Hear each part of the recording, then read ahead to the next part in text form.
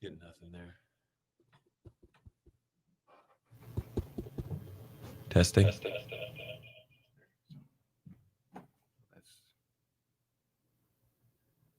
what was that on? Yeah, we got some low levels going out. Yeah, can you kill that? I don't know what that is.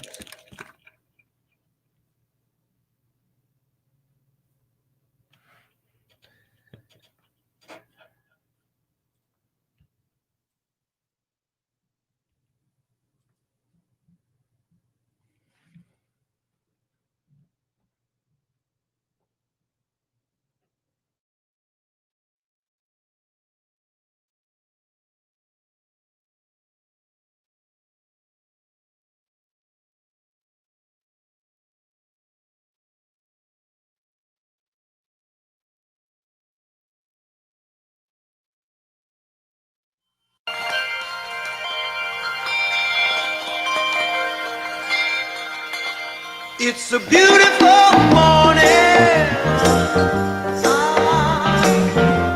I think I'll go outside for a while. Just smile.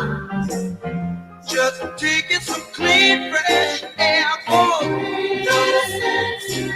Get inside. If the weather's fine and you got the time, it's your chance to wake up and plan another brand new day. Either way, it's a beautiful morning. Beautiful morning here at KFAR, Patriots Lament Radio.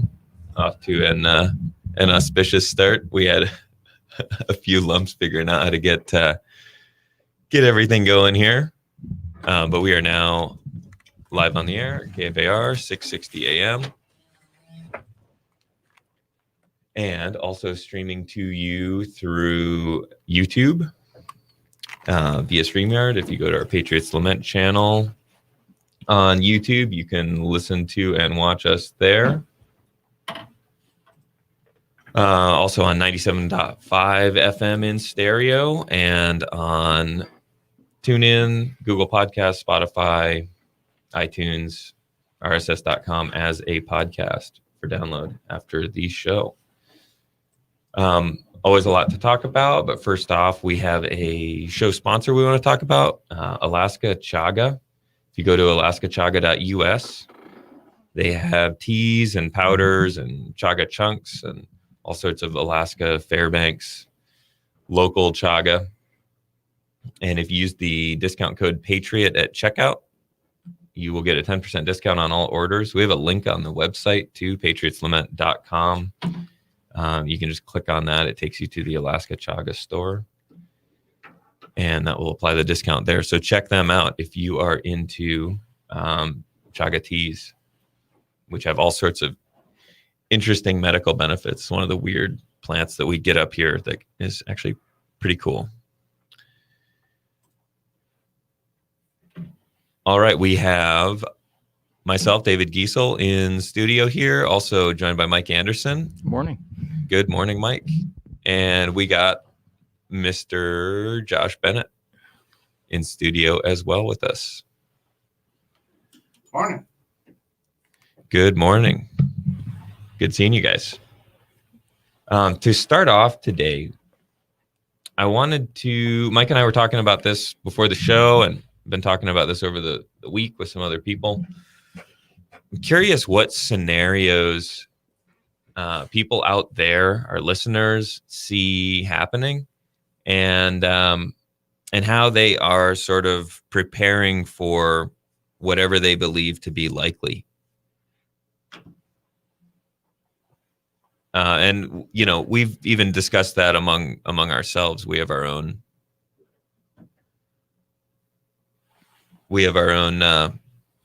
unique lives and challenges and everything that we have to navigate. So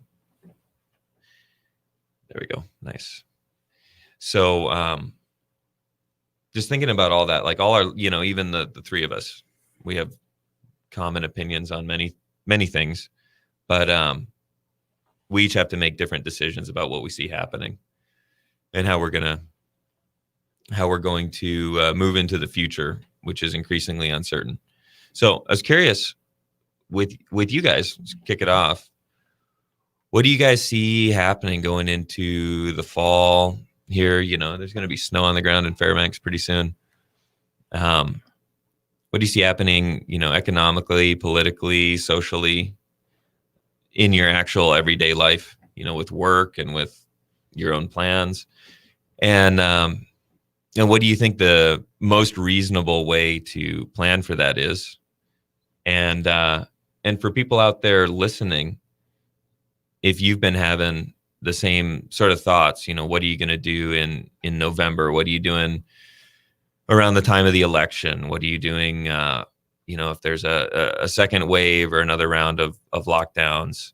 How are you handling your business, you know, especially if you're in like tourism or something like that and it's way down? How are you coping with that? And how are you planning, you know, if you run a fishing charter or something like that, or an Airbnb? You know, a lot of these were really slow this summer. What are you doing to plan for next year? Like, how are you even managing that? Yeah, well, let's start out with the first thing that you mentioned there. You know, what do you expect for the winter coming up, or what do you expect to do? And look at a lot of what we're looking at there is, do we expect to see riots in part of the country and disruption during the election? But what kind of people are they that are carrying those things out? They're not the kind of people who are going to work. Many of them have lost their jobs, or their plans have been so disrupted that they've become somewhat malcontent, and a lot of them just never had any jobs anyway. I mean, the reason people are rioting is because now they have the time to. It's kind of like idle hands are the devil's playground, right? And so that's what you see with a lot of them. So if you're planning on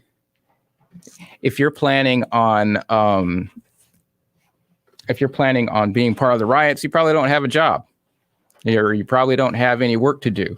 Maybe you lost your job, and you know, people should be upset at that for good reason. But the error really comes in who they're directing it against. They're directing against private companies who are private individuals who are trying to make it on their own. They're not focusing on the fact that it's the state that caused it to them, and they just want to build up a new, larger state as a result. So, are you part of the crowd that's malcontent? And if you're focused on that, then perhaps you're gonna create that for yourself. If you just go ahead with your regular life, you'll be in the best situation that you can. You can prepare for the difficult times, but at the same time, don't just focus on the bad stuff going on, because it may become a reality for you in the end. Yeah, I think that's a good way to look at it, especially in some place like Fairbanks. Mm-hmm. I mean, in Alaska in general, but like in Fairbanks specifically, things are pretty mild. Like this last week, I really wasn't exposed. I was just kind of busy with life stuff. And I wasn't really exposed to the news or anything like that, and didn't expose myself to it. And things are pretty great here. That's because you have me sending you articles nonstop. Right. I don't have to be. But yeah, I was hanging out with my wife and some friends of hers who are visiting, and you know, we went around town, giving them the tour, you know, showing them Fox and telling them about the Davidson ditch and this big siphon pipe and washing all the stuff out and mining, and then going through town and visiting some of the stores around here, going to the coin store, of course, going to some of the businesses downtown, going to the venue, coffee shop, and there's this big sale at Big Ray's outside. You know, it's just Fairbanks. It's Fairbanks being Fairbanks.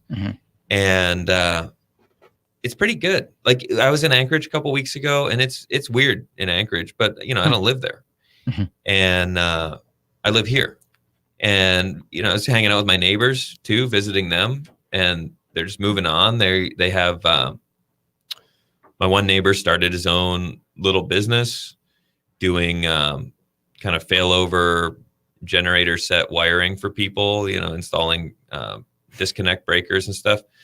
And everybody's just kind of moving on with their life here, or many people are for the most part. And there's not going to be any rioting here. People are calm. They have their stuff together. And the reality of winter and things like that just create too much community here, I think, to be washed out by some spoiled kids, which is the big city thing. So Yeah, it's going to be kind of hard to. Oh, sorry. It's really quiet. Maybe on the. It's all the way up. Oh, you're 3. Give me a test on that. How about now? Hello? Oh, Yeah, there you go. There we are. All right. Yeah, go for it. Well, it's kind of hard to, or maybe not as exciting to come and riot and burn things to the ground in Fairbanks if it's 55 below zero. I mean, maybe for the heat, but and you know what you were just talking about, Mike, and Dave too, is kind of going on along with our lives. It's kind of easy to do on one sense because we have to keep living, obviously, unless we just choose not to, and none of us have chosen that. Unfortunately, some people have, but there's the underlying current of what we're not totally in charge of our lives, unfortunately. Well, we are in charge of our lives, but we're not in charge of our daily activities because at any moment, some activity that we choose to do may become illegal. Like today, I just read on the way over here that Alaska finally, or the interior is now in intermediate danger. We're in the intermediate danger zone now. Instead of, we were in high danger because we were at 10 positive cases, not hospitalizations, but 10 positive cases out of 100,000. And that means you're at high risk, high danger zone. We're at 9 now. So we're in an intermediate danger zone out of 100,000. So it's kind of hard to, for me anyways, there's lots of things I'd like to plan on doing, but then in the back of my mind, I keep thinking, well, if these dumbasses think that 9 cases out of 100,000 puts me in an intermediate danger, what are they going to do if it goes back to 11? I mean, it's just really difficult to, we have to move on. We have to keep living our lives and somehow not be affected by when these guys decide they want to lock us down. I don't see how they don't lock us down again. Why, if not, then how come the governor hasn't released or given up? Why hasn't he done the George Washington and given up his sword at the end of the war and said, I'm done? Well, it's November 15th, isn't it? The magic day. Right. We'll see what happens on that day. Is it the 3rd? Is it the 3rd or the 15th? I think it's the 3rd. I thought it was the 15th, Dan. Okay. I think the 3rd's the election. Or is it the 5th? Well, Oh, yeah, 5th yeah. I don't think it's the 5th of November. Yeah, it's the 3rd for sure. It's the 3rd's the election. Okay. Oh, okay. Otherwise known as Burn Down Day. So Maybe, yeah, but not here. Yeah. So it's about a month and a half. So, yeah. But I mean, the stories that have dominated the riot, the riot genre, and not to downplay it at all, because there's a lot going on in those places where it's happening, and but what are some of the stories that dominate it? And one of them is the 17-year-old. He shot the 3 guys with the AR-15 who were attacking him. 2 of them died. But the information that came out about them is the first guy that attacked him and got shot was a hardcore convicted pedo, and in and out of jail on multiple things. The other guy was in and out of jail on assault charges. And so the news stories have been dominated by a couple of dead guys who were criminals, not breaking not getting caught doing marijuana or something, but actually hardcore criminals hurting people. And that's what a lot of these are. And so do we want our entire life to be dominated by a few stories about some criminals who just go around victimizing people? How long can Alaska last? We've discussed this over the years about the buy local, right? And we've discussed how, especially in today's world or whatever, buying local's kind of difficult because there's nothing. Well, you restrict what you're going to be able to get. You restrict what commodities you can buy. If you own a business, you restrict your cost to, well, I'm only going to buy local, and I know this is 50% more than if I get it off of Amazon, but I'm buying local. So how much industry, how many things is Alaskans able to do with just this, we're going to isolate ourselves and buy local, when we really, you read Mises.org or Lou Rockwell, they always talk about, no, we need to be able to trade with, we need stuff from Washington. We need stuff from Oregon. We need stuff from Idaho. We need stuff from China. We need stuff from Japan. So how long can we really, maybe I just went off a really weird rabbit hole there, but no, that's good. But how long can this state last independent on its own? When you have reduced capital available to buy those items that you want to buy at higher prices anyway. We don't make jack crap here. We make gold and silver and oil. That's it. Yeah. And the idea, that's not, the idea that you're going to just buy and trade local and just do that. It's kind of like the company store. It's kind of like living in a town that's owned by the company, and there's just a company store that you're allowed to buy from, and it's inflated prices. You work 16 hours, and what do you get? Another day older and deeper in debt. Maybe we got to pull that song up for the break. Roll some 16 tons. I'm just living it. Well, I mean, I'm not trying to be there's no issue there. That's the thing. There is no shortage of stuff coming in. Right. That's not an issue here. I guess I just bring it up because I hear it a lot. People talk about it a lot. Oh, well, we're Alaskan. We could just, if we were independent, we could blah, blah, blah, blah, blah. Oh yeah, no, you need the trade for sure. But I'll throw out an example of what I'm talking about.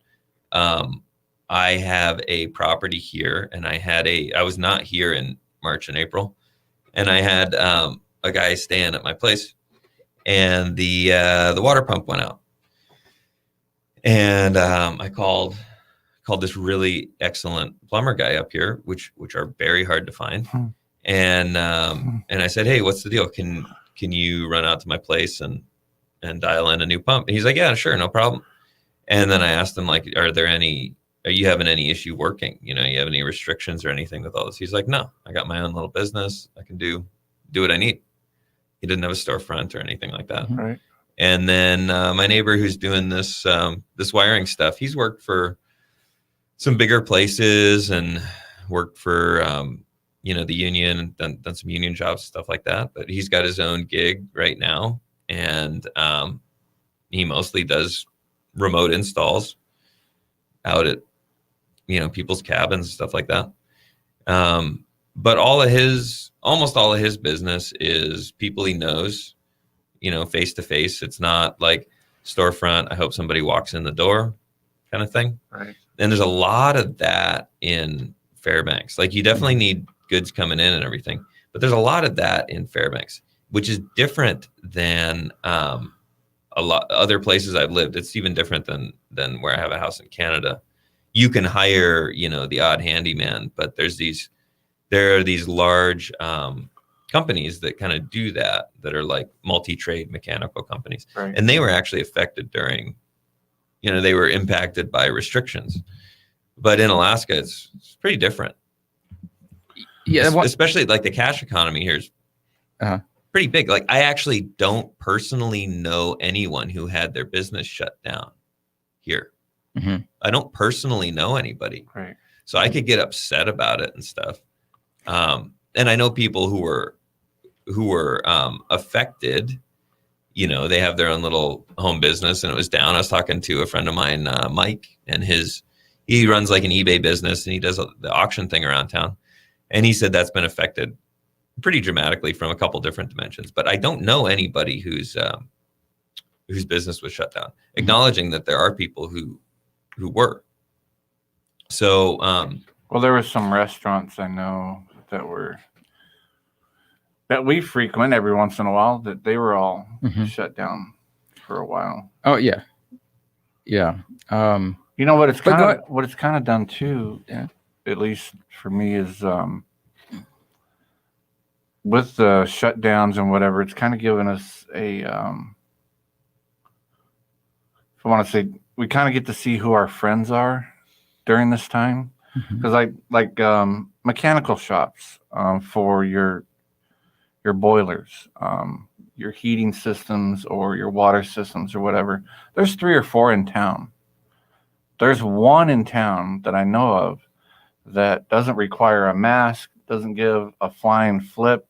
I had a pretty good conversation with them just because the news was on, and I made a flip it comment just because it sounded like the right opportunity, and he just went off, just like rah, rah, rah, rah, rah. And he was the owner of the establishment, so he didn't have these, overlords in some other state mandating, like some of the other places. We don't need to mention them. We know who they are, but they require this, they require that. You can't go in and shop. You order, they'll bring it out to you curbside and stuff like that. So I think that's for me, anyways, it's been kind of a new way to look at where I go shopping.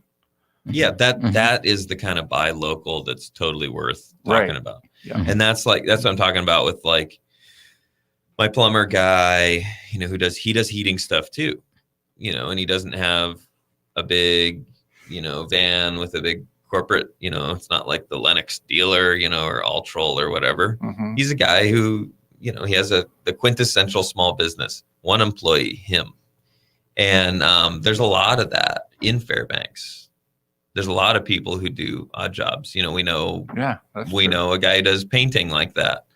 And these guys will do larger jobs. They'll contract on, working on a hotel or whatever, but they'll also, if you need them to work on your place, they'll do it for all sorts of stuff. Some of these guys will work for gold. Like that's not uncommon at all. Me. So yeah, right. Absolutely. Yeah, for sure. Right. All 3 of us would, and I'm sure have, and will again. So there are a lot of, I guess, like robust folks like that in the area here. And that wouldn't be true if we lived in like Seattle or something like that. But we don't live in Seattle. We don't live in Minneapolis either. Right. So that's where there's the stuff that you can't control. Like, are the ships going to keep coming and the trucks going to keep coming up the highway? Well, probably, almost certainly, actually, there's a lot of government employees up here and, the military bases. So almost certainly. So that's sort of what I'm picking at is planning for the future that will exist here, not the one that will exist somewhere else. Right. And how are we all trying to do that? And how are people out there in listener land trying to do that as well? And part of that planning too might be partially measured by what we were just talking about with the businesses, is that I think one of the reasons Fairbanks has that, and you don't see it in a lot of other places, is the freedom that we have to do it here. It's like okay, if I go down to Florida and try to do something there, you got to do contractor tests and huge tests and licensing requirements and fees. So it really does keep the single guy out of the work. But up here we have the freedom to just go into the business. I mean, it's $50 business license, and you might have to get a specialty license. But aside from that, it's not a big deal up here like it is in other places. And so that freedom creates the opportunity for individuals to go do something. And so that might be something to consider in your measurement of where you plan to go. Yeah, we'll get into that more in the next half hour. What are you planning on doing? Sorry about the Fox News here, but we have to damage play. from these fires is devastating, and the death toll growing. At least 24 people are dead, 19 here in California, where some 3 million acres have burned. That's 26 times higher than the acres burned last year, and it's the size of the entire state of Connecticut. Thousands have been forced to leave their homes. Oregon's emergency management director says officials are preparing for a possible mass fatality event. President Trump hosting a campaign event in Minden, Nevada this evening. The president was on Twitter today urging voters to do all they can to get their ballots counted in North Carolina, where absentee voting is underway. He tweeted this morning, quote, "When polls open, go to your polling place to see if it was counted. If not, vote. Your signed ballot will not count because your vote has been posted. Don't let them illegally take your vote away from you." But the state of North Carolina says voting twice is illegal. Instead, what they want people to do after they've mailed their ballot back in is to track it online so you can see that it was received. And Twitter has now flagged the tweet that the president issued this morning. Fox's Mark Meredith. Former VP and Democratic presidential nominee Joe Biden spending the day away from the campaign trail, but he will go to Florida on Tuesday. Biden is going there in part to try to win back support among Latinos after a Miami Herald poll shows President Trump getting more support from Hispanic voters, especially among Cuban Americans who support him over Biden by a whopping 38 points. Fox's Hillary Vaughn. America is listening to Fox News.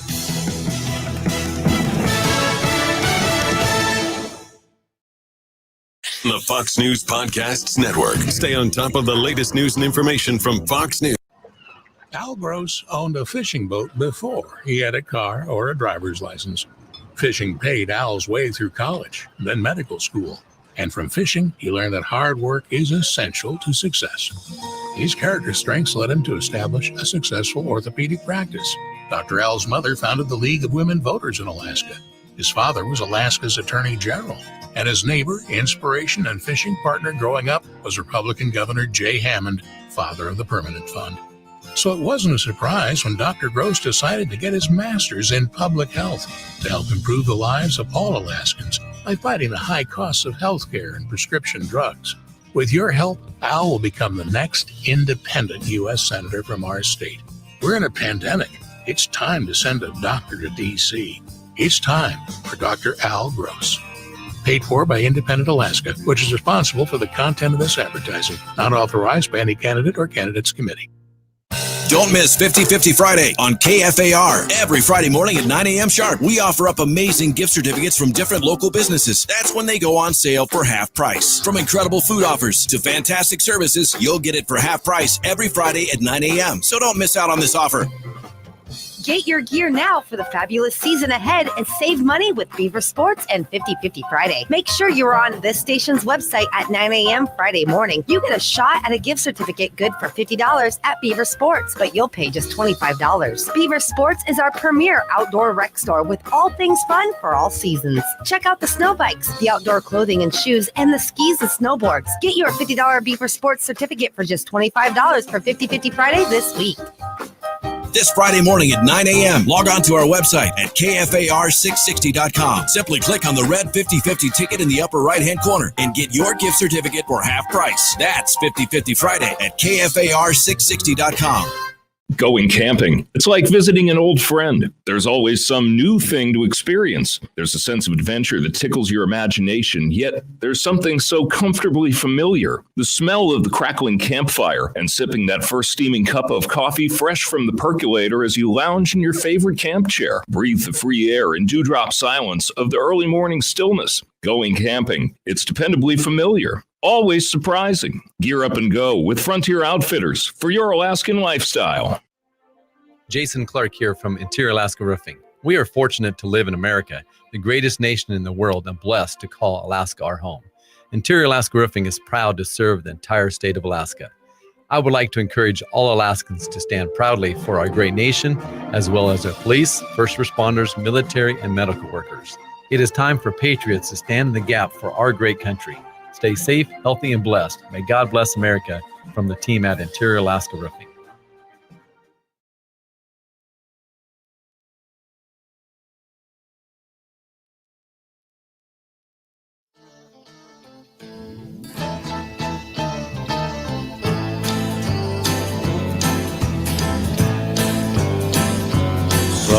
people say a man is made out of mud.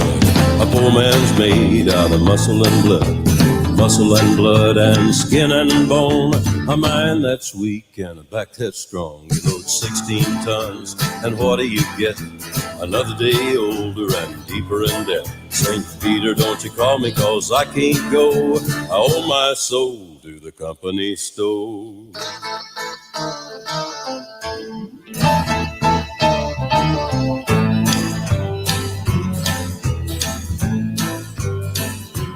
I was born one morning when the sun didn't shine. I picked up my shovel and I walked to the mine. I loaded 16 tons of number 9 coal, and the straw ball said, well, bless my soul. You load 16 tons, and what do you get? Another day older and deeper in debt. St. Peter, don't you call me, 'cause I can't go. I owe my soul to the company store.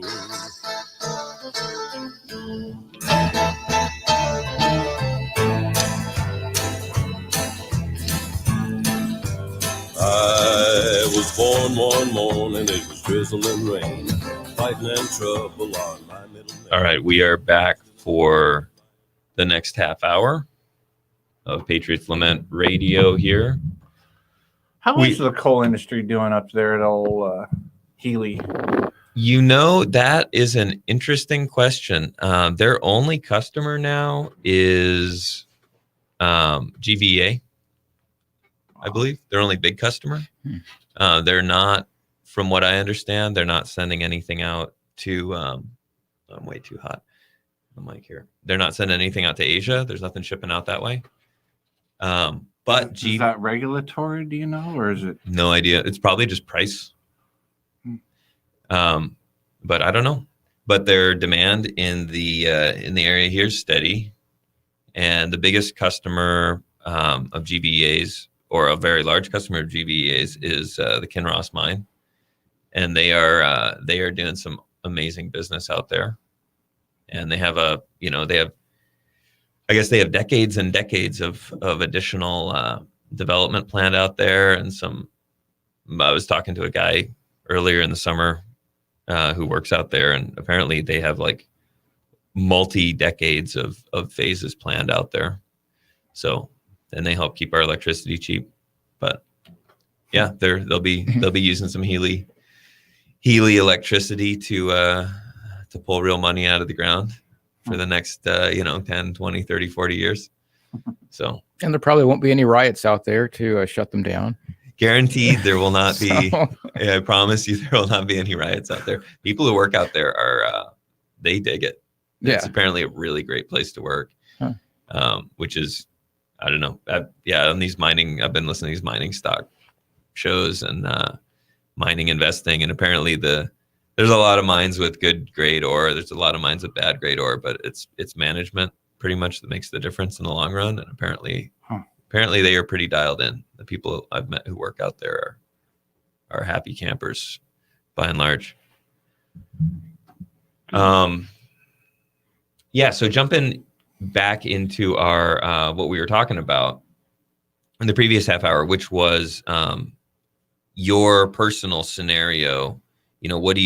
How do you see what's going to happen in the next next month, next 3 months, next 6 months for you specifically, and then how are you specifically planning to do that?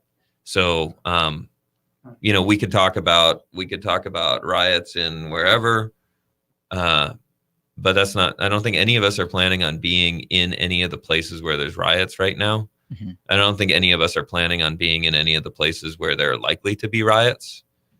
And I've talked to some of my neighbors and other folks in town about that. And you talk to somebody in Fairbanks, they're like, wouldn't be caught dead in a city of 3 million people in the next year. Mm-hmm. And that's kind of just generally true of people in Fairbanks. Mm-hmm. That's why people are here. So, and it's true of people in the country, worldwide. Mm-hmm. You drive through rural Canada, you get the same attitude. You meet some farmers out there. They're not planning on moving to Vancouver for some good old rioting, if there is any there. Well, and how many guests have we had that towards the end of the conversation where we're saying goodbye to him or whatever, I might be moving up there here pretty soon, the way things are going. Wenzel's in San Francisco, and look at, even Dan McAdams is down in Texas, which you would think is, we think of Texas as that Lone Star conservative state, on the verge of seceding from the Union at any moment. And then here this last week, the Houston medical head or whatever, which is really interesting to me, how these medical people all of a sudden have these emergency powers, like the actual head medical guy is the emergency power dude.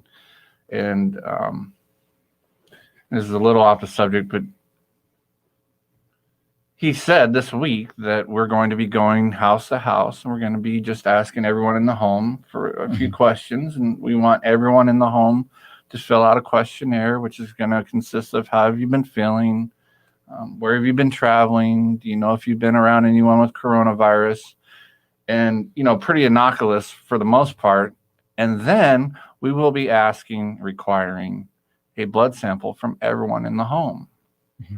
That's in Houston, Texas. I mean, that's the last place if they said New York City or Boston, Massachusetts or something like that, I would go, yeah, that figures, those scumbags. Mm-hmm. Houston, Texas? Yeah, that was a surprising. Texas, period. So we do hear a lot of people that are, actually look at Alaska as a last bastion of freedom for some reason. Maybe because they hear the show, so they probably think, well, everyone up there must be like them Patriots, Lament boys. It's like, yeah, 4. Well, in Fairbanks, there's a lot of people who I'm sure, don't listen to KFAR and don't call in, and, who we don't know, who don't feel the need to I don't know, tell people how they feel about stuff. Sure. It's a bunch of my neighbors, and a bunch of regular people I've met, and they're just like getting on with their life.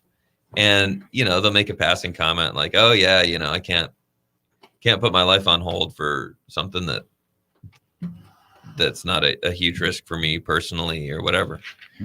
So I think there are a lot of people like that here. And one of the things about being here is you don't need to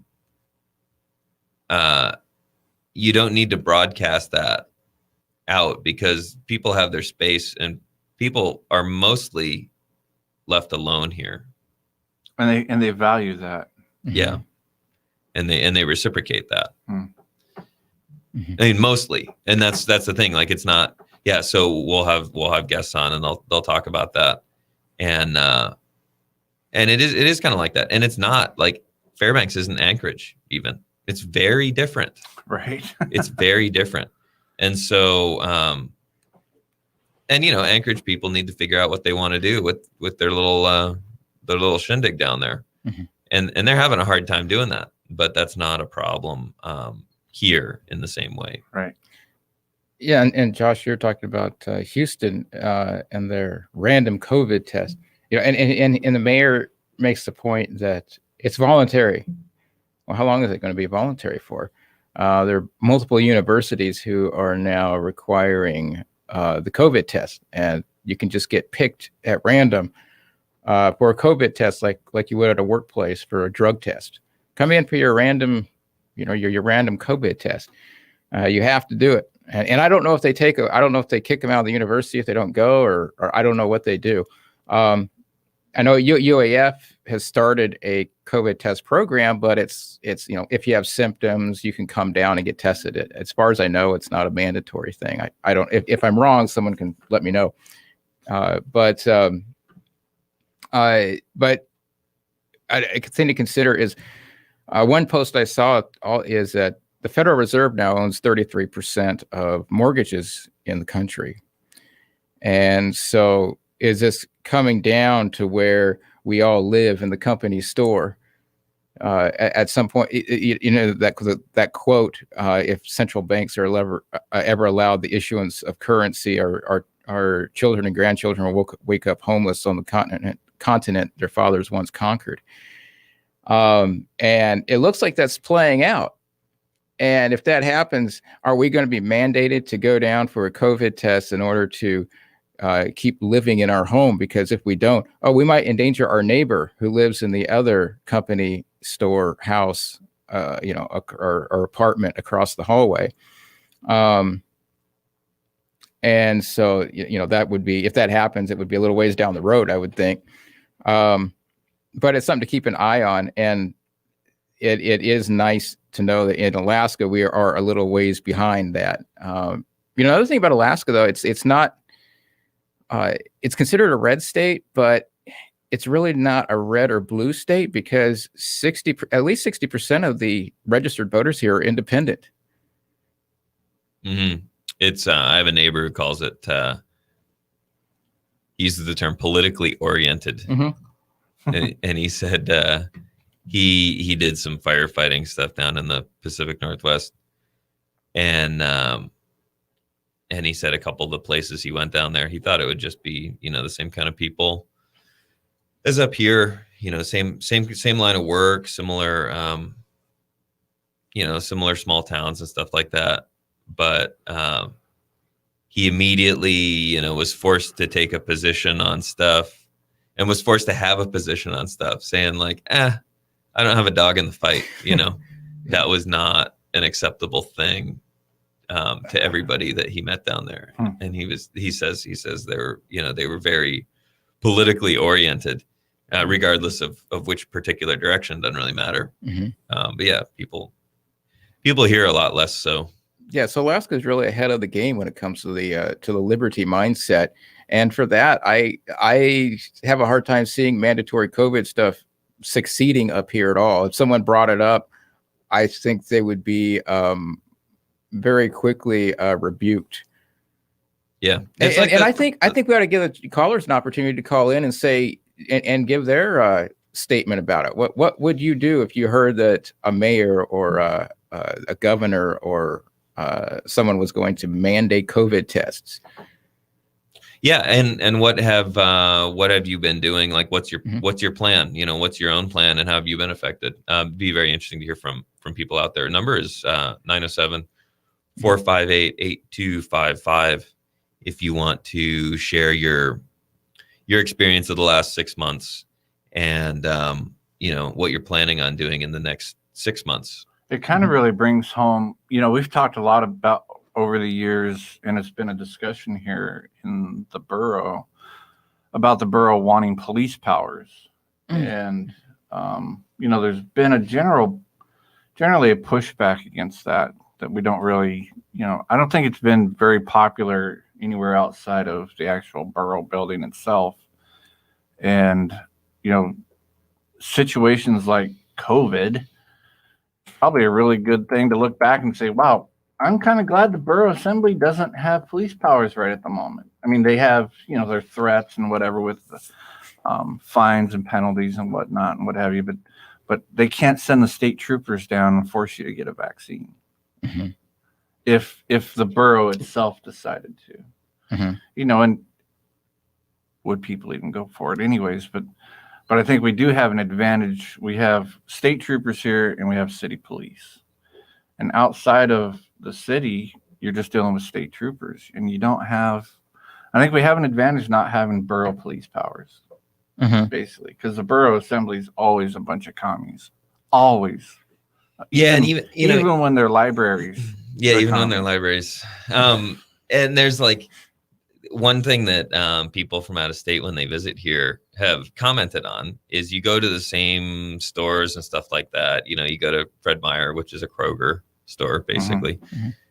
And they're like, what are the rules here? And it's like, well, this is the rule that's posted. And the people who, feel that is prudent, they take those precautions. But it's not really, you don't really have to, and there's a lot of people who don't. Mm-hmm. And that surprises them.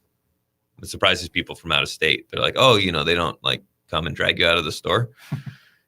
And which happens other places, but not here. And so there's that. Cops drag them out of the store. There's that places. Right, in other places. And I don't yeah, I don't know that would happen here. I mean, the police are part of the community too, and they have families, and like the culture in the community is the underlying limiting factor on anybody's behavior, regardless of what they're supposed to do. Right. And we've even seen that with these big corporate stores that are supposed to be 100% compliant. So, and they're not. And they're not, which is great. That's fantastic. Yeah. We got a couple calls here. Right on. You'll have to walk me through this so I don't hang up on anybody. We got this guy dialed in. Just 2 times. Bump, bump. Hello, caller. You hear me? Hit the one right below it. Twice. Hello. Hello. Hey, I was born in Fairbanks in the 50s, so I've been here a long time. And actually, Alaska didn't become a state until 1959. Mm-hmm. And guess what? 5 years later, we got the Civil Rights Act. So, nope. So lost our caller. Yeah, call back if you can. Yeah, call back if you can. Finish your thought. We got one more on the line here. Hello, you are on air with Patriots Lament. Hey, this is Rick. Hey, Rick, Rick. great talking to you. Yeah, I just wanted to call in and give a little comment on what you guys have been talking about this morning. One thing, I was down in Delta last week, and I visited the IGA store there, and it was so refreshing, I got to tell you, because they have a sign on their door that says you have to wear a mask. But I went in there, and it's like one employee had a mask on, and everybody else, there were a few people wearing masks, but the great majority, the vast majority, were not. And it was just like normal. It was amazing how refreshing that felt, and that's I think they're pretty local. You were talking about buying local and stuff, and right. Just for that feeling, I might drive to Delta every time to go shopping and pay the higher prices.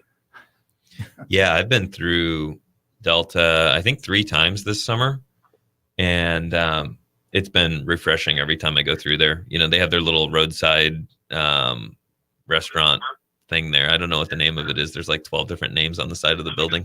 But I know it's cash only, which is super cool. And I know it's just, yeah, exactly. It's felt normal. It's just kind of a laid back community. And I was there on a Saturday, I guess, which is when their farmers market is. And you could just walk into it and do your business. And the farmers market here is not like that in Fairbanks. Oh, it's not?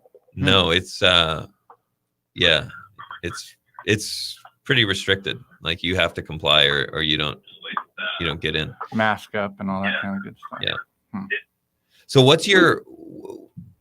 Go ahead. That's a really good comment, Rick. I mean, these communities across Alaska are not all the same, and communities across the United States are not all the same. I'm sure there's a ton of small towns, 40 minutes to an hour outside of Seattle that are radically different, that look a lot more like Delta or Fairbanks. Right.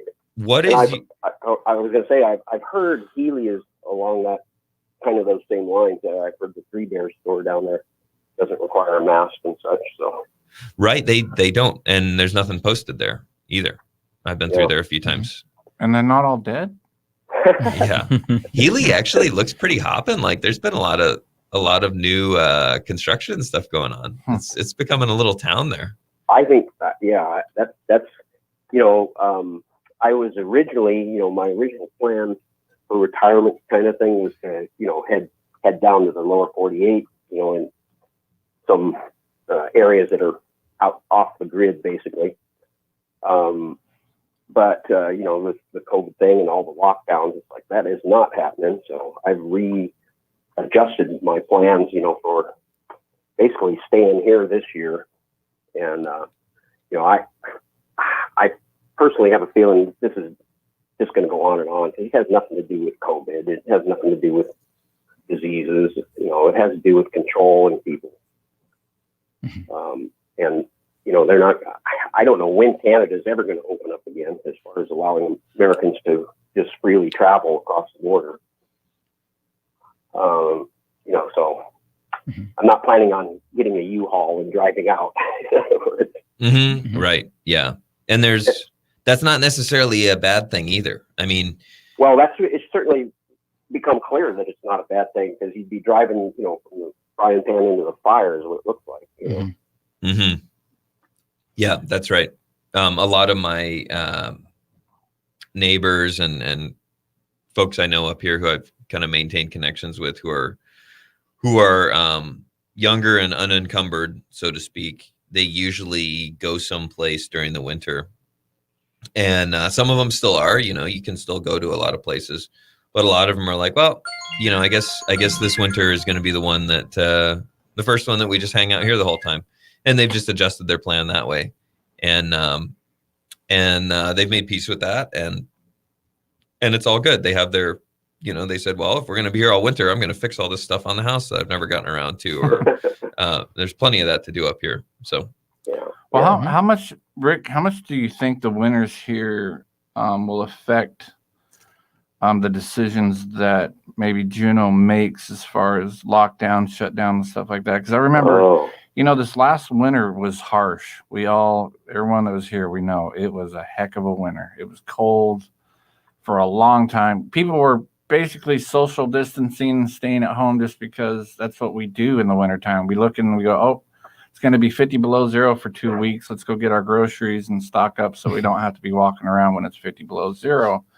But then when it, started to warm up, that's when our supposed, social distance, stay-at-home orders came out and everything. And we didn't, I think maybe for a week to 10 days, I noticed it looked like people were kind of doing that. And then the sun started coming out. And then people were pretty much, screw this. I've been locked in my house for 7 months. I can't handle it anymore. And I'm going to get out and go. And it's not only that, but mentally, the governor himself has got to start taking a look at the mental health of Alaskans that are already putting up with something that's harsh, called winter. And then to put on an extra, sometimes in the middle of winter, even when it's 50 below zero and you've been locked in your house for a while because it's just cold, and all of a sudden your family like, I'm sick of cooking dinner every night. Let's go out to eat. Let's run down to the restaurant tonight and let's all go out to eat. Yay. Well, if they shut that down, that's a release for us up here to be able to go somewhere and just get out of the house, let somebody else do the cooking, let somebody else do the cleaning, because you've been sitting in, it's a big release. It's a relief to your conscience, to the built up anxieties that winter brings to people up here. Winter doesn't bother me much at all because I'm usually busy. But if I did nothing but just sit around in the house or whatever, I would need things to do. And to have everything get shut down again, I don't see that going to be very good for folks. And I'm talking mentally, physically, emotionally, and spiritually. It's going to wreak havoc. And they have got to put that into perspective before they make any decisions this fall. They have to do that. Yeah, well, and I don't know how we get that through their heads. Oh, go ahead. I was just going to say, for me, this last winter lockdown didn't bother me that much as from a personal perspective, because I'm like, I don't do much socially. I come home, make dinner, wash dishes, go to bed, right, and then go to work the next day. That's kind of my boring life, and so the biggest thing that affected me was not being able. I like to go in, say, like on a Saturday morning, and go to a breakfast place and eat with my friends or whatever, sure, and family and stuff. And that was probably the biggest thing. I was so glad when the restaurants opened up again, and it was so nice to see, people not wearing masks everywhere. Most people aren't wearing the masks in the restaurants, so, or at least they weren't. I haven't been in one for a couple of weeks now, but. Well, in those places, like what is? I will say it a the lot family of places have been doing masking orders just here recently when we went into this red zone thing. Mm-hmm. And I'm seeing that more. more mask requirements. Yeah, it does seem odd after the main wave, supposedly, when all 30 people in Alaska got sick. Yeah. Then all of a sudden the mask requirements and all that kind of stuff, it seemed to be enforced during the summertime. Mm-hmm. It was kind of like, I was surprised with that too, because I thought, well, at least we got through it. Now things will just kind of blow away. But instead it was, oh no, let's make these orders. We better have these orders. We better have these orders. And it's kind of like just to keep the pot stirred up so we don't forget that there's because literally, if we weren't reminded every day, we would forget that there's a pandemic. Absolutely. Because we wouldn't know it if not for the media. Exactly. We wouldn't even know about it. Because there isn't one. That's a good point about the masks and the messaging is that I noticed that the mask usage really started to increase, and and I didn't even realize we'd gone into an upped level of danger, COVID danger, right? So it didn't matter to me because I don't even pay attention to it. It's like there's a you've probably seen it, Rick, a meme going around. It's someone asking an Amish guy, why hasn't COVID affected you guys? We don't have TV. And that's the truth. Yeah, that is the truth. I find it interesting that they're using this color code system, just like they did with the terrorist. Because it worked. Terror. Bioterrorism. Mm-hmm. I just have to laugh at it because it seems so obvious. Mm-hmm. Yep. Fear is a great seller. Fear is a great seller. That's one of our old book club friends from Nenana sent me an email yesterday where he laid out this long reasoning chain, showing with links to all the masking and COVID testing and in reply to this, he'd gotten from a company that was talking about, hey, we're making great strides in our vaccine deal, and we're hoping everybody's going to take one, Mm-hmm. And I wrote him back, and it's like, I don't think that's going to matter at all because they're not, fear just stops all of reasoning. There's no reasoning. Yeah. And you can't talk to people like that. And Michael, you were saying that you thought that if a liberal got in, and they would not be able to do the lockdowns again or something. Did I understand that right? No, I don't think I said that. Just today? Yeah, just a little while ago. What did I say? You were saying we were talking about the possibility of further lockdowns and. Yeah, I read an article it was like a blog post on Lou Rockwell, and it was Mike Roseff, or however you say his last name. Roseff, yeah. Yeah, and he was saying that there are a lot of just normal people who just kind of stay out of things, who are just sort of sick of things. So in Alaska, like maybe we could paint a picture of what that guy looks like. Like maybe it's a river guide or something like that. A guy who has a tourism business, or it's a lady who runs an Airbnb, who just she has her house she lives in, and she's got a couple rental properties she maintains. And, and that was her way of getting out of the job that she didn't like or something like that. They're just normal people who have put something together that works for them, that gave them some independence and some purpose, and they're playing red light, green light with these mandates, and then they don't know if the mandates are actually law or not, and they see some people are violating them and nothing's happening, and then some people are violating them and there's consequences, and so the crux of his article was basically America is mostly full of normal people who just want to get on with their lives, which is true of most countries, actually. Mm-hmm. And he said in his opinion, the agitators are this really small minority, and he thinks they've moved too fast, and he doesn't think that the culture has. He doesn't think that the culture in America has gone far enough to just sort of throw in the towel. There's enough normal people who have put together reasonable lives for themselves, who are at the very least not going to get on board with things when their house is burned down. You know, when their house is burned down, they're not going to say, "Hoorah, I'm glad I'm part of the cause now."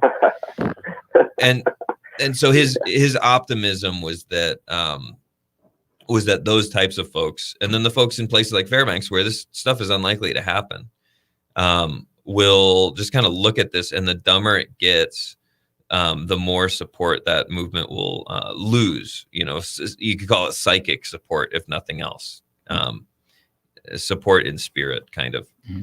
And that was his optimistic. I mean, that was his perspective, which Bob Wenzel was talking about. He definitely has a more optimistic view, and Bob Wenzel was, the opposite kind of.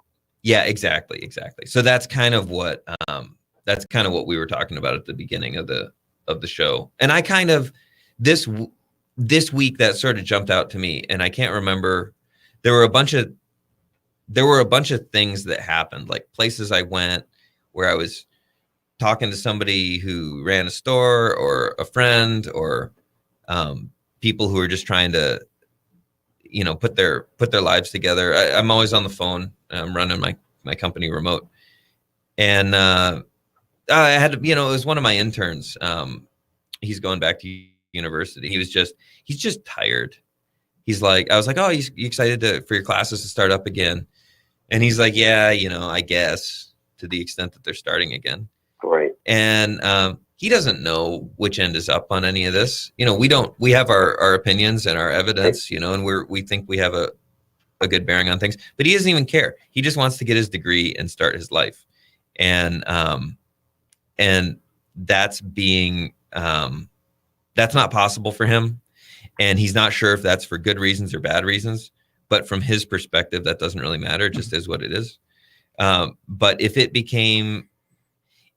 the reason for him not being able to move on with his life was that the city was burned down by people who are protesting for a cause that he doesn't even know what it's about, he would not be on board with them, which doesn't mean he'd be part of the opposition either, but they wouldn't be recruiting support. And I think that's a valid perspective. Like, I think that's a significant, I think it's important to stay somewhat grounded in that. Like, most people just want to get on with their lives. And when people get sick of stuff, when they just go, you know, I can't be bothered with that anymore. When they stop paying attention, that's when the causes die. The causes only live as long as they have attention to feed off of. That's a good point. Which is part of the reason, you know, that's part of the reason that I was talking to some friends last night, and we were talking about, we went on this weird rabbit trail where we were talking about Quebecois French versus Parisian French, and there's an odd history of the French language, which is up until the French Revolution, which is, you know, around the time of the American Revolution, the outlying cities, the towns that aren't Paris, all had their own dialects, and a lot of the dialects were different enough that they were sort of a different language. Kind of like in Switzerland, there's all these cantons. I don't know how many cantons there are, and there are distinct languages in those cantons that are not Italian, not German, not Spanish, and not any combination of that, and or French, you know. In order for the revolutionaries to propagandize the entire country, they first had a program to teach everybody Parisian French so that they'd be able to read and understand the propaganda in context. And so there was a language education program, and language sort of carries your culture with it. Like, your culture is embedded in the words that your language uses. And so then they did that, and then they rolled out the propaganda, and then they had the revolution. But it was this really long-term thing, and it required all this planning. And in the States, I was talking to these friends of mine, and my way of describing that in the States was, every year or every 2 years, there's something that you're supposed to care about that you've never heard of before, and a year or two later, you never hear of it again. And this has been true since I was a kid. I mean, maybe it's always been true, but it's certainly been true since like the mid 90s on this. You could call it, the leftist socialist agenda if you wanted to. Well, I think a lot of that has been since the beginning of the 24-hour news cycle. Sure. Okay. Sure. Yep. I could go with that. And part of that's not, part of a grand conspiracy. It's just marketing. Right. And then part of it, there's probably a thing that originated in the 70s, the 60s or 70s, where there's this multi-generational socialist thing going on. It's undercurrent. Mm-hmm. But anyway, that's sort of the long-term propaganda strategy is like, hey, care about this. And then when it quits working because people stop paying attention, it dies. And then they have to come up with another one. They have to say, oh, there's a new thing you got to care about. It's this now. And then it dies. Because when people take their focus off their own lives and put it on something else, their own lives start to fall apart to some extent. Mm-hmm. And what's interesting about Americans, hopefully, is that they see their own lives, they value their own lives and their own relationships and community greater than some abstract ideology they're supposed to care about. And I think that's still true. And in, like in the Bolshevik Revolution, being a revolutionary required a lot of sacrifice. And it turns out that sacrifice was a devil's bargain. Double-edged sword, yeah. Yeah, and because the revolutionaries were killed at the other side. And right. I just don't see, you need people like that to I've push. seen it put as the classic frog and the scorpion, Oh, yeah. Right. Yes, carry them across the pond. Mm-hmm. You need people like that. And I don't think that there are enough people. I think that most Americans don't care in that way. They're like, you know what, if it interferes with hunting season, count me out. If it interferes with my son's little league season this summer, I can't do it. If it interferes with my daughter's dance classes, like, sorry, I'm available, Tuesdays from 7 to 8 p.m. And so if we can fit the revolution into 1 hour a week, that's great. But the rest of my time is for my family and my friends. And I feel, my feeling is there's still enough of that here that it just won't be a thing. It'll be a fizzle. Well, and the problem with revolutions, especially like the Bolshevik, a communist revolution or whatever, is it has to be in a constant state of revolution. Mm-hmm. It can never let up. So like the revolutionaries were always the revolutionaries, right? They were in power, but they're still the revolutionaries. And it's like, no, you guys are the ones in power now. Everyone that's against you are the new revolutionaries, but they had to keep the facade going that even though we're in power, even though Stalin's in power, whatever, we're still the revolution. Just like, in Cuba, it was the revolution. It never ends. The revolution just keeps going and going, because as soon as they let it go by the wayside, as soon as people start thinking it's over, they lose interest. And Americans are the worst. I've been amazed that they've been able to keep this thing going with the COVID as long as they have, because Americans, they forget a major event can happen and the very next day they'll be like, what? What's that? Did you hear about it? What? Oh, yeah, I think, was that last week? No, it was like an hour ago. Oh, yeah. Well, I got to go do blah, blah, blah. So it's been pretty amazing. And it's kind of like this COVID thing is the nonstop revolution. Mm-hmm. They got to keep the revolution going. Very closely associated Yeah. with the Antifa movement and BLM and all that. Which I think was a mistake on their part, personally, because I think they let it get out of control a little too quickly. Because normal people, like David was saying, don't like their houses burnt to the ground. Right. And you had in Seattle. Yeah, if I see a guy coming with a Molotov cocktail, it's going down. Right. Yeah. You're thinking, he's probably not going to drink that. He's going to throw it at my house. So I might have to shoot. But I mean, you looked at, I forget who the reporter's name was, but when he was mocking President Trump for calling the riots instead of peaceful protests down in Seattle. Yeah. Well, then, he had a big article and everyone's like, he's so smart. And then one day he went home and his house was burnt to the ground. Mm-hmm. Well, all of a sudden, the revolution wasn't so cool for him anymore. Mm-hmm. So he Right. said, I'm buying a gun and I'm leaving Seattle. I was wrong. So I think they pushed it a little bit too quickly because people don't like their crap burnt to the ground. And Americans especially, we like normalcy. I mean, we're the worst for normalcy. Just, I get up at 6 o'clock. I'm seeing a lot of the right-wing blogs where they're talking now. I was listening to Matthew Bracken. I don't know if you know who he is, but Michael Dukes used to have him on his show quite a bit years ago. And he was talking about how what we've been seeing is he compared it to a what do you call that? A roller coaster. And he says, we've been cranking up the big hill, cranking up. He says, now we're at the peak and we're getting ready to go over the top. And the other side is going to be faster than anything we've ever seen. And, especially assuming, that Trump wins this election. What was that, November 19th you were talking about, or 15th, something? There's supposed to be, like a month of looting and rioting. Supposedly. One thing to consider about the Bolshevik Revolution in Russia, which succeeded, versus the Bolshevik Revolution here, is in Russia they lived under a pretty tyrannical system under the czars, and they had a two-class society. There was the extremely poor, right, that were farming.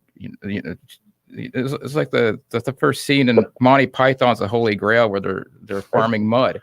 And then you had the extremely rich. Right.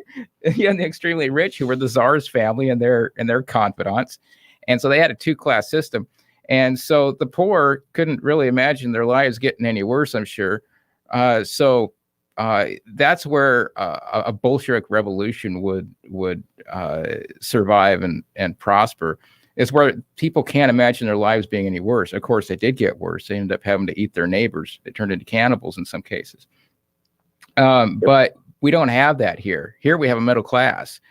And so that's huge... They're trying hard to wipe that out with this COVID thing. Yes, they are, but they haven't been successful. And still, even if they were to do that, would we be in that position where we're farming mud?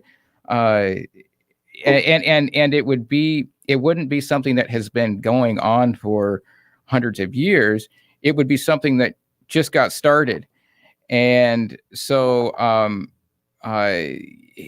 it would still be in the memory of those people, those former middle class, of what life was like before the Bolsheviks came along.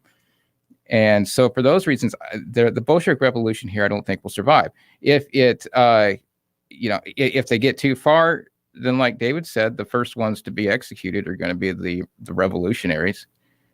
If they win. Yeah, if they win, which they're not going to. Yeah. They're going to fail. They're going to fail. It'll take time, but it's they're going to fail. pretty hard to feel sorry for the guy who's farming mud and complaining about it on his iPhone 10 on Instagram. Yeah. Man, life sucks. Look at me. I'm out here. Click, click, click. Oh, got 10 more followers. Click, click. I mean, we don't have it bad here at all. We don't even know what hardship is. And that's important too, to go to what David was pointing out earlier, in that Americans tend to be selfish in their interests. They don't get so involved in the external causes as much as they do in the cause of their own life. And that's important. That's a virtue. Ayn Rand pointed out the virtue of selfishness under both of that title. Sure. And that's important in maintaining a civil and prosperous society, is the virtue of selfishness. And that's what Americans have. Well, and Americans, I mean, think about even World War II. They had to, even in World War II, they had to drum things up constantly. You had to have your tire drives, your metal drives. They had to have a constant reminder to the people, hey, we're at war. We need you to be involved. They had to keep everyone involved so they would remember that they're having a war, because even in World War II, even though most of their boys were off fighting, people forget. Americans are just like, okay, well, that's going on. I got to go do this now. Oh, bowling league starts in an hour. Here we go. That's why they have to stop the bowling leagues. I think that's why all these things that are, the gyms are shut down, the bars, everything that you would think of as social gathering, and they use the excuse of, well, we have to socially distance, but what they're really doing is they're taking away everything that people get together and talk. When do we talk? We go to dinners. Well, you can't have anybody over at your house. Okay, well, let's go to the restaurant and talk. Nope, can't go to the restaurant. Let's hit the bowling alley. Nope, well, let's go to the bar and have a few drinks, and we'll talk about our overthrowing the government, blah, blah, blah. Nope, you can't do that. Everything that normal people gather together and do what we're doing right now on the radio, even though we were taken off for a while, we're back. They've taken all that away. Everything that allows us to get together and discuss things and to say, what's really going on with our lives? Hey, David, what are you doing this winter? Hey, Mike, what do you got going on this winter? How can we help each other out? Oh, you've got that? Well, I've got this. I can do this for you if you can do this for me. We still have a great way in Alaska to be able to, the bartering system still works here. Mm-hmm. People barter all the time. Mm-hmm. And I think that's why there's specific things have nothing to do with social distancing for the COVID. It's to keep us away from each other, to discuss what's going on and to plan and to make community. Mm-hmm. What's the easiest way to destroy community is to make it so that you can't have community. Yeah, there's an interesting way in which that has backfired, not just in Alaska, but more broadly. So, I was talking about my neighbors earlier, and a bunch of the people I know in town who I just haven't seen in a long time. And one of the consequences of people being less busy is that people have more time to get together if they're not at home scared. So now that most people are over some of a lot of the fear hump. And so a lot of people are like, okay, we can get together. That's reasonable. And I have time. And so it's been easier in many ways to reconnect with people this year than like last year or the year before. I've been coming back for periods in the summer now since 2017. And then I have a patent agent that I use for my company, helps me out with that kind of stuff. And I was talking to him, and he said, he and his wife, they have all these things that they used to really like to do. They like going to movies was a big deal for them. And it wasn't like they couldn't live without it, but it was a big deal. It was a central part of their week. And that's gone. And so he said he's got a friend who's a personal trainer guy, and his business got kind of shut down or closed to some extent. So he had his own home gym though. And so they just started spending time together directly because this guy had time. And so he and his wife started training with their friend there. And then they found out, we actually get along as friends beyond just, fitness and whatever. And so now they have kind of a community with him and his family. And then what were some of the other things they got into? Oh, they're really into reptiles, like breeding. Oh, they study politicians, lizards. Yeah. Exactly. So, and they've had a bunch of time together. He and his wife have a bunch of time together to do that kind of stuff. And then they've met people in their local community and online who are into that. And so it's like, he said that while he, from a freedom and rights perspective, right of association and freedom of movement and all these kind of things, he's not excited or happy about the lockdown, so to speak. He said the shift in community from I don't know what you'd call it, community that's oriented around spending money together, maybe consumerism community, to community of interest has been fantastic for both he and his wife. He's like, I wouldn't go back. He's like, I don't like how we got here, I'm not happy about that, but I wouldn't go back to the life I had before, because the one I have now is a lot more connected with folks in ways that can't be severed through some whimsical edict of a governor or a mayor or something like that. You know, their bonds, their social bonds are now stronger than that because they had to find, in order to replace the lost community, they had to find people who they could connect with across these divides. And that required a degree of relationship strength that wasn't required before. Well, that's, you know, speaking of that, you know, people, regardless of what the lockdown rules are or whatever, people getting together, I kind of think that's one of the reasons why they're going for this, you know, going to the digital currency deal. That way they can track you. You know, if you're disobeying the lockdown and you're spending money over here, you know, they're going to know it and be able to, you know, come ferret you out. You know, so you're going to have to leave your phones behind or something so they can't track you. Yeah. And I think that's really what they're pushing for. Now, I have another. How many of you guys have had a COVID test? I did. You did? Yeah. When you went in the hospital, I bet. Yeah, before I had surgery, I had to have one. Oh, probably what, 72 hours before or something? It was 2 days, I think, something like 48. that. Yeah.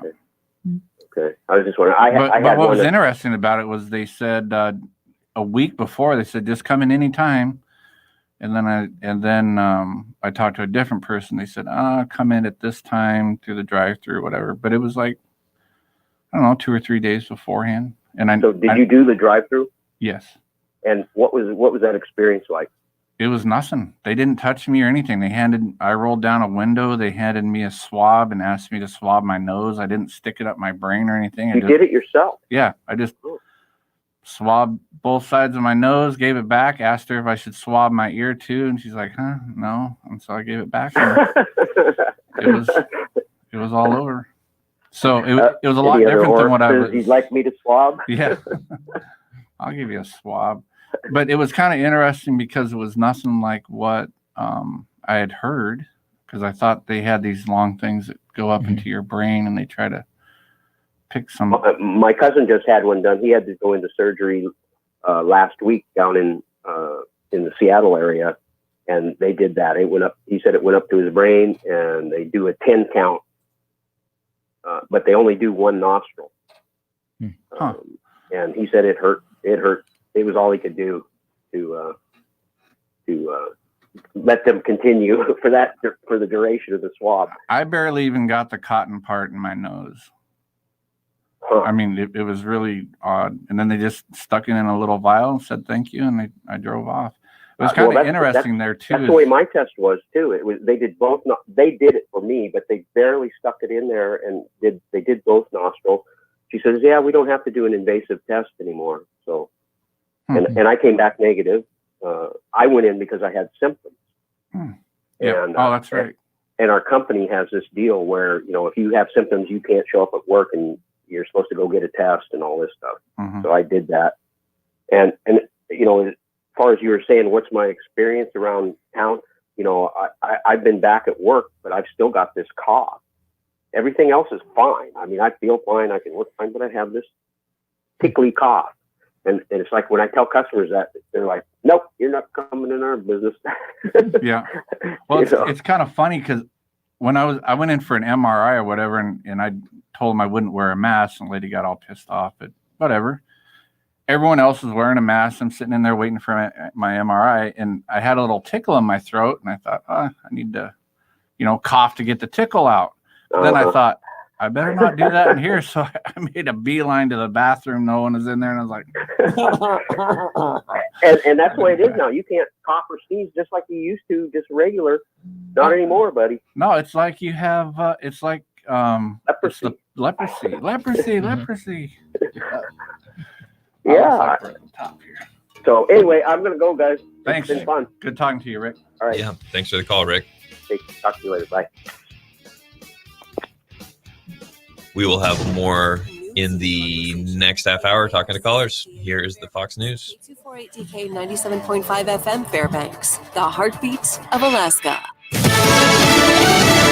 Heading west, I'm Joe Giro, Fox News. President Trump later today travels to Nevada, a state where a Republican presidential candidate hasn't won since 2004. Fox's Mark Meredith is there. He's going to be holding multiple events in Nevada, including right here in beautiful Minden. We are expecting to see the president hold that rally a little bit later on this evening. It was supposed to happen in Reno at first at the airport there, but the campaign was forced to change its plans because of coronavirus restrictions.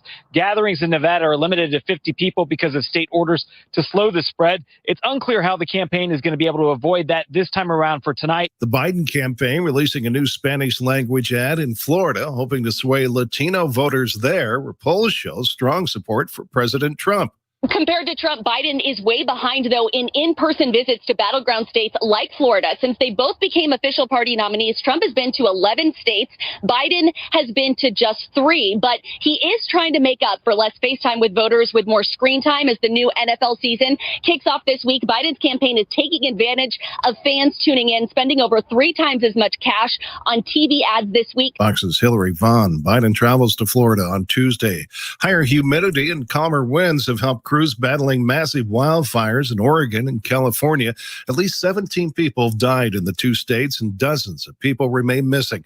President Trump will travel to the fire areas in California on Monday. Afghanistan and the Taliban are holding peace talks in Qatar, hoping to end decades worth of fighting. Both sides saying that they are committed to working towards peace, but also acknowledging that it's going to be a very long and difficult road. Keep in mind, the 2 sides are still fighting on the ground in Afghanistan, so a ceasefire of some sort is just one of the obstacles to a lasting peace there. Fox's Ryan Chilcote.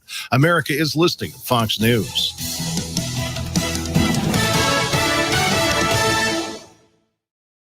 From the Fox News Podcasts Network, download and listen to Tyrus and Al Gross owned a fishing boat before he had a car or a driver's license.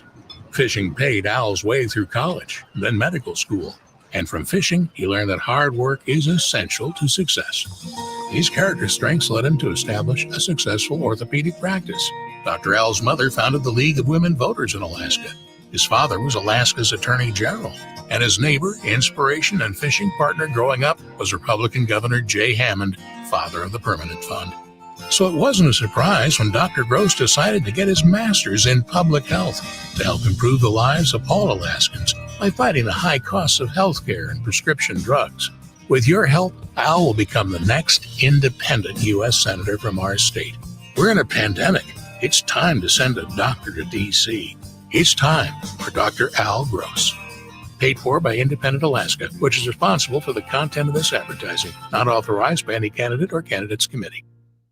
Arctic RV is a proud sponsor of Shooter's Corner, where you get the latest news and conversation in the world of guns, shooting, and your Second Amendment rights. Get out and play in Alaska and stay there longer in comfort with help from Arctic RV. See them today for your next Jayco travel trailer or RV parts and service. Alaska plays rough, so rough it in style with Arctic RV. Listen in each Thursday morning at 11 for Shooter's Corner, right here on KFAR Radio. This is Gary from Geraldo's. No matter how delicious food is, without great service, that fantastic taste, well, it would be a little less fantastic. At Geraldo's, we pride ourselves on having the most delicious old world Italian food, but also for service that will make your visit truly memorable. From the door to the table, from the appetizer to the dessert, we strive to exceed your expectations, leaving you free to enjoy the wonderful flavors and savor your experience. Geraldo's Italian Restaurant and Pizzeria. Say yes to garlic, say yes to Geraldo's. The cat blames the dog, but your precious cup of 6 brass screws on your workbench just scattered to dark, uncharted regions of your garage. Now you have 4. Need a fastener? If it hooks on, holds on, hangs on, clips on, glues on, bolts on, screws in. If it fastens stuff together, Sentry has it. And the largest selection of nuts, bolts, screws, and washers in the interior. Yep, standard to metric, brass, galvanized, stainless, Sentry hardware. What you need right now. Fairbanks Urology is a vasectomy center of excellence and expert care provider for men's health needs. Dr. Tony Nima. If you're a man considering getting a vasectomy, Fairbanks Urology has a new vasectomy technique. This makes it almost pain-free, less than 15 minutes for the procedure, and way more affordable. If you have urinary symptoms, you're in good hands with Fairbanks Urology. To learn more and receive a discount on your vasectomy procedure, visit fairbanksurology.com.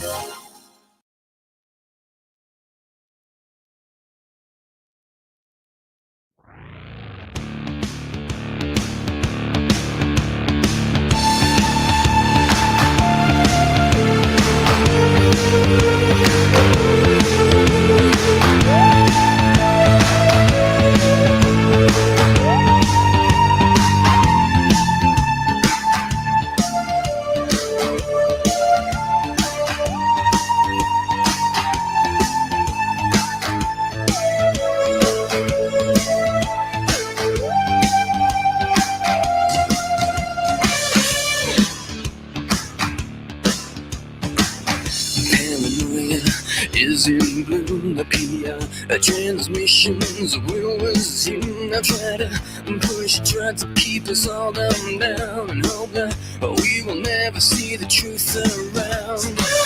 Another promise, another scene, another package like to keep us trapped in greed. All a green belts wrapped around our minds, and endless red tape to keep the truth confined.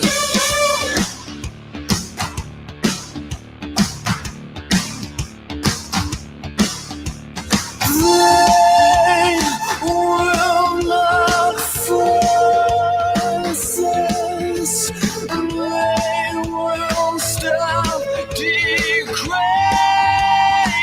us, and they will not control us, and we will be victorious.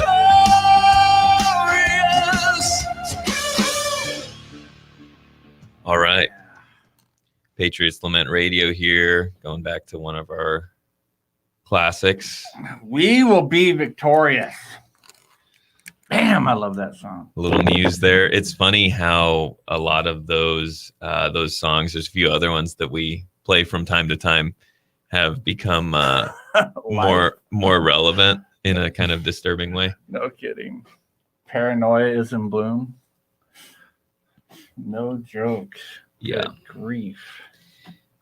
Topic for the show today has been what do you see happening in the next 6 months, 3 months, and kind of in your own life locally, and how are you planning for it? How are you getting through it? We've had a couple calls so far today. If you want to call in and give us your comments on that, what you're doing in your own life, how you're getting through things here, give us a call, 458-8255. We would love to hear from you. And can I add one thing to it? It's along the same lines there, but what, if you care to tell us at 458-8255, what is your church doing, and how do you feel about that? How have you felt about your churches shutting down and closing the doors during this pandemic, this fake catastrophe that we had? Because I have felt from day one, and we've talked about it amongst ourselves, that if the churches of the United States, of the world, if the Christian church itself, the actual church, had stood up and said, we obey God rather than man, and never shut their doors, this thing would have died instantly. It would have died instantly. There's just no way the state could have overcome that. I really feel that there's just no way they could have overcome the church, because they can't. The gates of hell can't overcome the church. So I'm pretty sure the state, which is hell, would have been defeated. So I'm wondering what people's thoughts are on that, because I really think if the church, and some churches like in California, some pretty big ones, and California is a real lockdown piece of crap commie state, they've opened back up. They've just told the state, forget it. We're not going to have our 15 people that you say that we're allowed to have. We're going to have our 7,000 people show up to church. What are you going to do about it? And what did they do about it? Nothing. Because what can they do about it? Nothing. Well, they're going to go shoot 7,000 people. Can they even arrest 7,000 people? Yeah, well, a lot of the enforcers would be members of that community. Exactly. And that's really how it has to play out, is just defy them. You just go against what they're saying. There's a great video out from Spain. They have the mandatory mask requirements on the street. Anywhere you go, you have to wear a mask. And so there's a group of people out, and one lady doesn't have a mask, and I think it's like five Spanish cops come up and they start arresting her. And then the rest of the group approaches the cops. They don't even attack the cops. They just start gathering around them and shooing them away. And they left her alone. And so, the only reason that they can enforce these things when they do is because no one else is willing to come up and support the one person that's become the prey of the state. Well, in America, they just like to film it and see how many clicks they can get or likes on Instagram and Facebook. Right. All those enforcers are interested in is collecting their paycheck, and their paycheck isn't worth getting beat up or killed over. And they live in the community, and like you just said. A lot of them don't want. A lot of folks in that line of work, and there's various ways to do that. From being a cop to being a security guy at a store or whatever, a lot of them want to be viewed as a positive force in their community, and it's important to communicate, to them and with them what that means. One thing in Fairbanks that I haven't seen it done is that the mayor of Fairbanks, I don't even know who that is right now, and the mayor of the borough have not done anything over the top like Berkowitz in Anchorage. Right. And one thing with politicians is they pretty much only hear about what people don't like. They pretty much only get negative feedback. Same with cops. They mostly get negative feedback. But it would be interesting to to figure out some way of communicating some appreciation to the mayor of Fairbanks and the mayor of the borough, not for being careful not to say, oh, thanks for not doing anything illegal, but just saying, hey, I'm a member of the community, and I appreciate you respecting the rights of the community and the decision-making power of the individuals in the community to figure out what they want to do in their own lives. That would be interesting, because that stuff goes a long ways. That's very powerful when people get positive feedback for something that they did, especially when I'm sure there was no shortage of people saying, you gotta turn the screws, and Well, we've heard from a state representative that the governor, who he's apparently close enough, closer than I am, that the governor's doing what he thinks that people want him to do, because he's not heard any feedback otherwise. And I don't really know how to get a hold of the governor, or I'd be probably giving him a call or a little text here or there, but I am friends with him on Instagram. Well, some of the stuff he's on not my friend. Some of the stuff on the website has been sent his way, or versions of that. So that's really useful. But he thinks he's doing what the people want. Politicians do, for the most part, what they think people want, because the greatest thing that they have to look forward to is their next election. So, and I think that these guys, like the mayor here, they've tried a few things like and whatever bathrooms they try to pass, and everyone's just like, no, screw you. You're not going to do that, and these different things. So they test the waters, and they've probably tested it enough here to where they thought, it's not worth it. And how are we going to enforce it? And this town is so small. I mean, the mayor probably walks down the street and stuff like that. And, you don't want to have to worry about some guy with a billy club coming and knocking you over the side of the head, because this is really affecting people. You might meet the guy that's pissed off that he didn't get to see his wife who was dying in the hospital because of some stupid COVID rule. And she spent the last 2 weeks of her life in there and died, while her husband and family got to sit at home and not interact with her at all. Do you want to be the mayor walking down the street that made that law? I was in the hospital for 4 days. I didn't get to see any family whatsoever. It was not allowed. And the people at the hospital don't agree with it. They think it's bullcrap too. Yeah. There's a lot of... It's a small enough community that... Yeah. So these are things that have not happened here. It's important to remember that, I mean, the hospital isolation thing is the thing, but the mayors here have not, gone as certainly as over the top as many other cities, including Anchorage. They made some proclamation, I think, a couple months ago, which is, toilet paper, basically. Yeah. And they know that. Yeah. So that's great. That's fantastic in the grand scheme of things. Well, I think that's why it's important. The little things of, when people say, oh, well, just put your mask on. Why make a fuss? And blah, blah.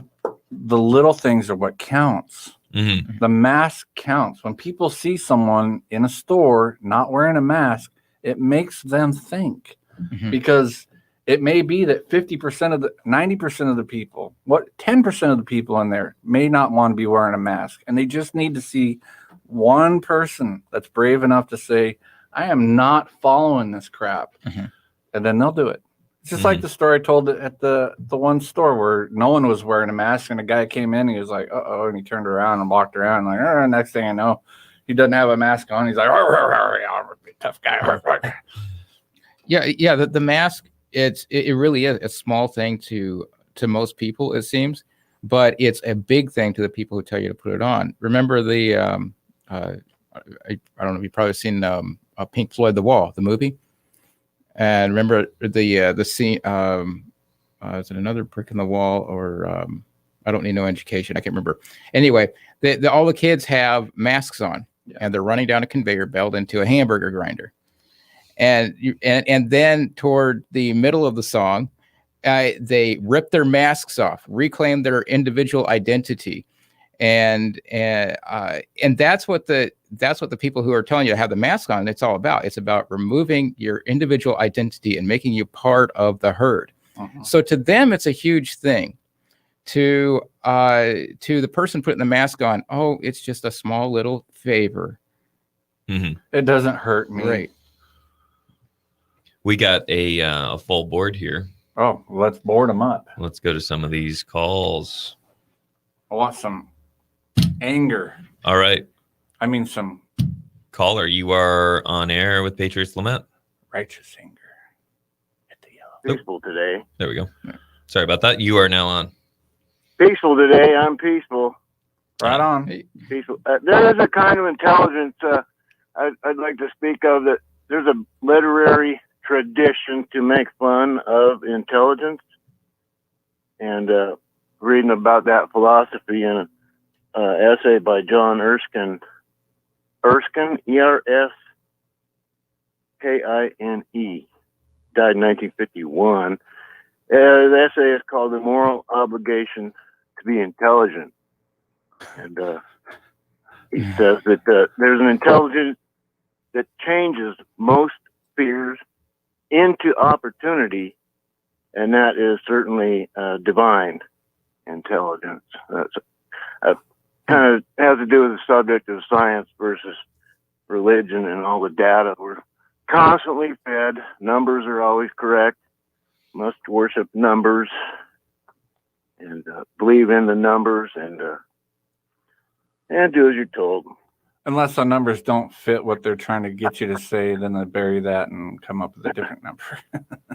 What about the peaceful change of power that we didn't see in the last 4 years, the last election? And we still haven't seen a peaceful change of power. The exchange of power traditionally has been known as being peaceful, whether we really see it as that or not. But, the United States does have that tradition, but I don't see it anymore. And I think people should probably be talking about that and why we're not looking forward to any more peaceful elections in a long while. For a long while, I don't expect a exchange of peaceful exchange that we were taught about in school. So Why do you think that's fallen by the wayside? What do you think is the inflection point in history in America where that was lost? Science, worship of the university. The only person that matters is somebody making $200,000 a year, and yeah, I don't make that much. Humanism. Yeah, well, hey, I like God, man. I like Jesus. You can mess him up all you want. I like him even more. You do. So that's my attitude. That's what I think. So it's kind of hard for me and being a part of your audience to comment on future, current events and future events. My mind is on history, like you said. What point did it change? And it's misinterpretation. Emerson said it's great to be misunderstood. The final of his essay on self-reliance. Great, it's a great thing to be misunderstood. So we're going to see how great it is. Peace. Right on, man. Good hearing from you. Bye. Take Bye. care. Good old brother Charles. All right. Next caller, you are on air with Patriots Lament. Hi. Hi. So this is Leila. One, the reason why the borough here hasn't gone crazy the way the group in Anchorage has done, is that this is a second-class borough. So it doesn't have powers. This is one of the cases for government having as little power as possible. Right. The people of Fairbanks in 1964 said we didn't want to be a borough, so we're going to take the least restrictive government we can take, even though you're forcing it on us. And so we're second-class borough. So Mayor Ward can't do anything. He doesn't have the power. All he can do is issue, like you said, a proclamation that says, hey, cut it out. Wear masks. You should wear masks. Can't do anything to force us to do it, but you should. Whereas in Anchorage, he can shut down businesses. He can have people arrested if he wants to. Here, we can't do that. And then you've got Mayor Matherly, who has done enough controversial things here and had people in his face about it at the grocery store, that he's actually scared of his constituents, which is good. I mean, I walked up to him to thank him one time for one of his decisions, and the man was flinching. He was afraid. And I was like, good, that's what you need. You need to be afraid of me, even though I'm really on your side on this issue. So, because he and I went to high school together. So I felt comfortable walking up to him in the grocery store. Then, now my church did shut down for a while during the beginning of the whole COVID thing because it was state mandated, and they did not want to end up in a lawsuit. And that was the reason why. Did they do anything like home groups, or did members of the church do that? Well, they did Zoom. They didn't do any personal home group things going on, which I kind of objected to. And I actually did put the word out that if people wanted to get together at my house, they could, and nobody did it. So I was like, okay, you people are afraid. And that's, okay, if that's how you feel about it.